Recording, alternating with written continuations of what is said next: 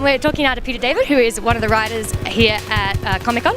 And so when did you get started with your writing? With my writing? Not comic books, but in general. When I was about 9 years old. Yeah?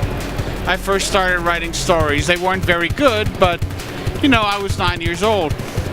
Probably my earliest printed work was when I was about 9, and my father, who was a reporter at the time, was assigned to review a Godzilla movie, and he brought me along, and he sat down and wrote his review, and I sat down and wrote my review, and he liked my opening paragraph better than his own, so he cribbed it for his own story, and although he gave me credit, so that was nice. That was nice. Sorry, just also quickly, so what would you say, not quickly, what's the most difficult thing about going from writing stories to writing comic books? What's the most difficult thing for writing stories for comic books? Transferring from just writing to writing comic books. There's no problem. I mean, it's like saying to someone who's working out, how is it that you manage to walk for half an hour and then do weightlifting and then go swimming in the pool? You're just using different muscles of your body.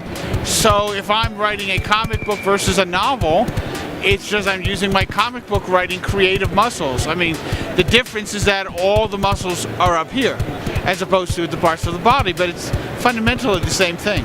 Do you work in close proximity with the artists that you're paired with, or do you tend to do separate work? No, I generally come up with a story on my own, and I send the script to the editor, who then sends it on to the artist. Sometimes the artist sends me samples of the work that he's doing, which is always fine, but generally I just send out the script. What's been your favorite thing of your own writing to see visualized in a comic? Well, if you're asking what my favorite comic book was, probably Future Imperfect, a 2-part Hulk story that I did with George Perez. If you're going to have your work visualized, you can't do better than George.